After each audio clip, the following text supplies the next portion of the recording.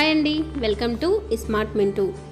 ఈరోజు మన ఛానల్లో ఒక స్పెషల్ రెసిపీని తయారు చేసుకుందాము. అదే ఎగ్ దమ్ బిర్యానీ. దమ్ బిర్యానీ అంటే ఇష్టపడని వాళ్ళు ఉండరు. ఎగ్ దమ్ బిర్యానీ చేసుకోవడానికి ముందుగా మనము ఎగ్స్ని బాయిల్ చేసి పెట్టుకోవాలి. ఎగ్స్ని బాయిల్ చేసి పెట్టుకొని ఈ విధంగా ఘాట్లు పెట్టుకోవాలి.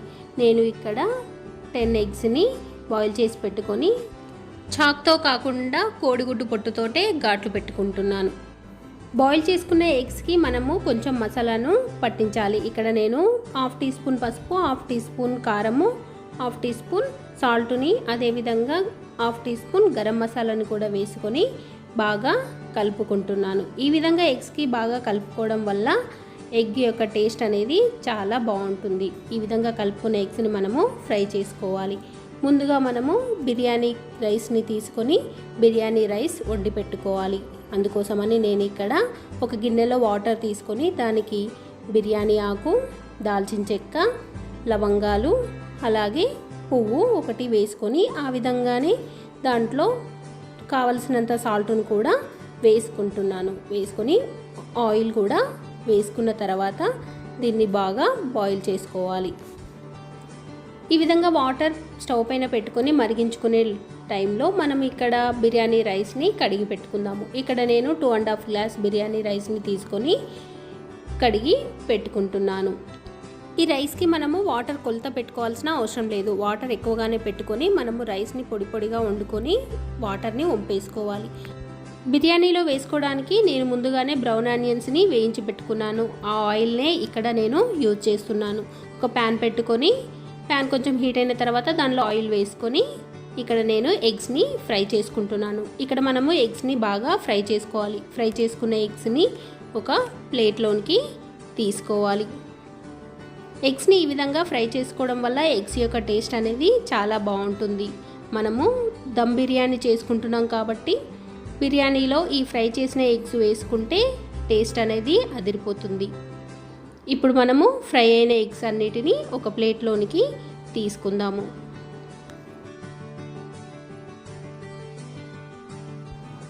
ఇలా బాగా ఫ్రై చేసుకున్న ఎగ్స్ని ఒక ప్లేట్లోనికి తీసుకున్న తర్వాత అదే ప్యాన్లో మనము ఇంకొక స్పూన్ ఆయిల్ని వేసుకోవాలి. ఈ ఆయిల్ కూడా కొంచెం హీట్ అయిన తర్వాత దీనిలోనికి మన దగ్గర ఉన్న మసాలాలను వేసుకోవాలి. నేను ఇక్కడ బిర్యానీ ఆకు, లవంగాలు, దాల్చిన చెక్క వేసుకుంటున్నాను. ఇవి కొంచెం ఫ్రై అయిన తర్వాత దీనిలోనికి మనం ముందుగా కట్ చేసి పెట్టుకున్న ఆనియన్స్ని అలాగే కరివేపాకును కూడా వేసుకుంటున్నాను. ఇవి రెండు వేసుకున్న తర్వాత బాగా ఫ్రై చేసుకోవాలి. ఆనియన్ అనేది ఆయిల్లో బాగా ఫ్రై అవ్వనివ్వాలి. ఇక్కడ మనం రైస్కి పెట్టుకున్న వాటరు బాగా మరిగింది. ఇప్పుడు మనము దీనిలోనికి ముందుగా నానబెట్టుకున్న బియ్యంని వేసుకోవాలి. ఇక్కడ బియ్యంని వేసుకున్న తర్వాత బాగా కలుపుకొని ఒకసారి మూత పెట్టుకొని ఉడికించుకోవాలి. ఇక్కడ మనము రైస్ని 90% ఉడికించుకోవాలి. మనము ఆయిల్లో వేసుకున్న ఆనియన్స్ ఎలా ఫ్రై అయ్యాయో ఒకసారి చెక్ చేసుకుందాము. ఇక్కడ మనకి ఆనియన్స్ ఆయిల్లో బాగా ఫ్రై అయ్యాయి.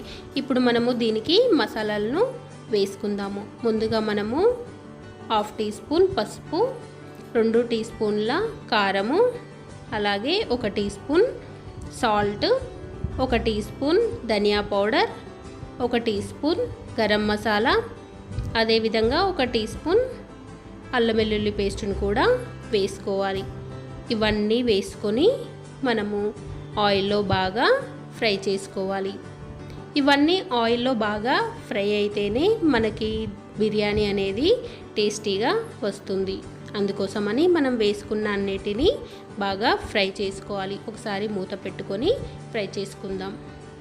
ఇక్కడ మనం వేసుకున్న మసాలా అంతా బాగా ఫ్రై అయింది. ఇప్పుడు మనం దీనిలోనికి టమాటోలను కూడా వేసుకుందాము. టమాటో వేసుకోవడం ఇష్టం లేని వాళ్ళు స్కిప్ చేయొచ్చు. ఇక్కడ టమాటాలను వేసుకొని బాగా ఫ్రై చేసుకోవాలి. ఒకసారి మూత పెట్టుకొని ఫ్రై చేసుకుందాము.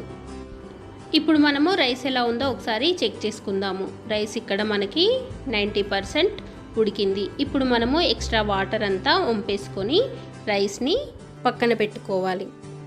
ఈ విధంగా మనకి రైస్ అనేది 90% ఉడకడం వల్ల కొంచెం పొడి పొడిగా ఉంటుంది. ఇప్పుడు మనము మూత తీసుకొని మనము టమాటాలు ఎలా ఫ్రై అయ్యాయో చెక్ చేసుకుందాము.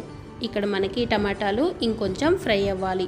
ఈ ఫ్రై అయ్యేలోపు మనం దీనిలోనికి పుదీనా మరియు కొత్తిమీరను కూడా వేసుకొని ఫ్రై చేసుకుందాము. ఇవన్నీ ఆయిల్లో బాగా ఫ్రై అవ్వనివ్వాలి. మనం వేసుకున్న ప్రతి ఇంగ్రీడియంట్ ఆయిల్లో బాగా ఫ్రై అయితేనే మన బిర్యానీ టేస్ట్ అనేది చాలా బాగుంటుంది. ఇక్కడ మనకి అన్నీ బాగా ఫ్రై అయ్యాయి. ఇప్పుడు మనము స్టవ్ ఆఫ్ చేసుకొని దీంట్లోనికి 2 స్పూన్ల పెరుగుని వేసుకుందాము. పెరుగుని వేసుకొని బాగా కలుపుకోవాలి. బాగా కలుపుకున్న తర్వాత స్టవ్ ఆన్ చేసుకోవాలి. మనం స్టవ్ ఆన్ చేసుకొని పెరుగు వేసుకొని కలుపుకున్నట్లయితే మనకి పెరుగు అనేది క్రీమీ స్ట్రక్చర్గా రాదు.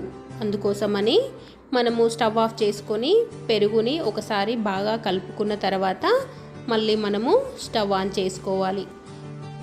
స్టవ్ ఆన్ చేసుకున్న తర్వాత ఒకసారి కలుపుకొని మూత పెట్టుకొని మగ్గించుకోవాలి. ఇక్కడ మనకి ఆయిల్ అంతా పైకి తేలింది. ఇప్పుడు మనము ఇందులో 3 పచ్చిమిర్చిని కట్ చేసుకొని వేసుకొని బాగా కలుపుకుందాము. ఇలా కలుపుకున్న తర్వాత మనము ముందుగా ఫ్రై చేసి పెట్టుకున్న ఎగ్స్ని ఇప్పుడు పెట్టుకోవాలి. మనము ఇప్పుడు దమ్ చేసుకుంటున్నాం కాబట్టి ఒకసారి స్టవ్ ఆఫ్ చేసుకొని మనం ఎగ్స్ని దాని తర్వాత బ్రౌన్ ఆనియన్స్ని వేసుకోవాలి.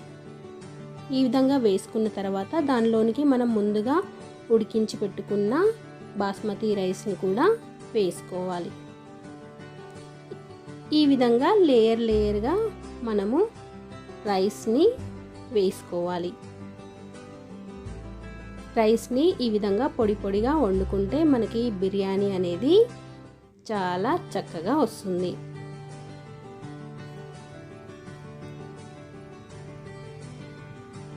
ఎగ్స్ బ్రౌన్ ఆనియన్స్ వేసుకున్న తర్వాత దానిపైన మనం రైస్ వేసుకున్నాము. మళ్ళీ ఆ రైస్ పైన బ్రౌన్ ఆనియన్స్ అలాగే మనము ఇంకా కొన్ని ఎగ్స్ ఉన్నాయి కదా, ఆ ఎగ్స్ను కూడా పెట్టుకొని దాని తర్వాత కొత్తిమీర పుదీనాను కూడా వేసుకోవాలి.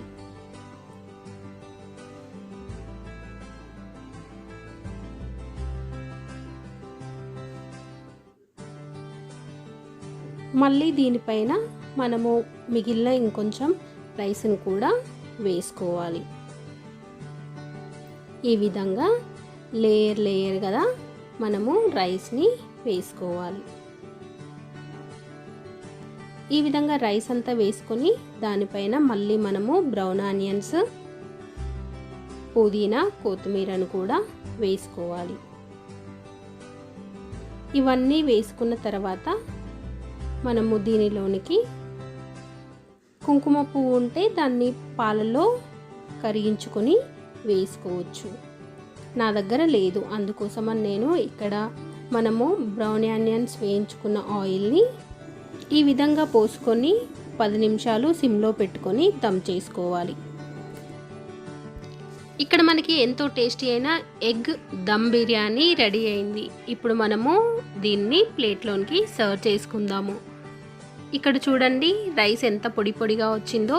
మనము రైస్ని 90% ఉడకబెట్టుకొని ఇలా దమ్ చేసుకుంటే చాలా బాగా వస్తుంది. ఈ వీడియో మీకు నచ్చినట్లయితే లైక్ చేయండి, అలాగే షేర్ చేయండి. కొత్తగా మన ఛానల్ని చూసేవారు సబ్స్క్రైబ్ చేసుకోండి. Thanks for watching.